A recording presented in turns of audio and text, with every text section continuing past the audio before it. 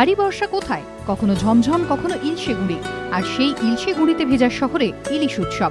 বাজারে হরেক মাপের ইলিশ, কিন্তু ব্যস্ত জীবনের ব্যস্ত হেসেলে আর সেই স্বাদ আহ্লাদের সুযোগ কোথায়? ভাজা থেকে ভাপা, পাতুরি থেকে চেনা অচেনা ঐতিহ্যশালী নানা পদ, এক ছাদের তলায় আবার সেই সুযোগ। রসনা তৃপ্তির গ্যারান্টি নিয়ে আবার হাজির শহরের একটি রেস্তোরাঁ। তাদের উদ্যোগে বৃহস্পতিবার থেকে শহরে শুরু ইলিশ উৎসব।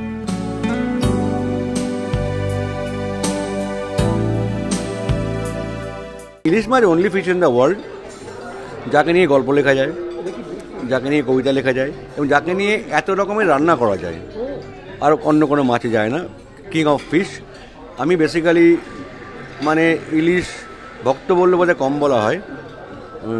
আমি ইলিশ খেতে ভালোবাসি, ইলিশ দেখতে ভালোবাসি।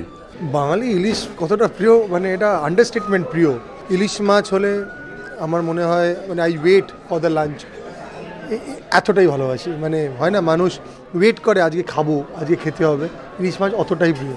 উৎসবে ইলিশের বিভিন্ন ঐতিহ্যশালী পদের পাশাপাশি রয়েছে নানা কন্টিনেন্টাল পদও। ফেস্টিভ্যালের জন্য 3টে আইটেম রাখা হয়েছে মেনলি।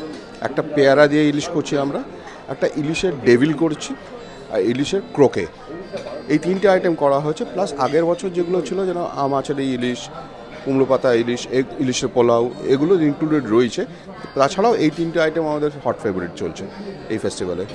এক মাসেরও বেশি সময় ধরে চলবে এই উৎসব। সাধ্যের মধ্যেই নেওয়া যাবে উৎসবের আনন্দ, আশ্বাস রেস্তোরাঁ কর্তাদের। সঞ্জন মিত্রের রিপোর্ট, এবিপি আনন্দ, কলকাতা।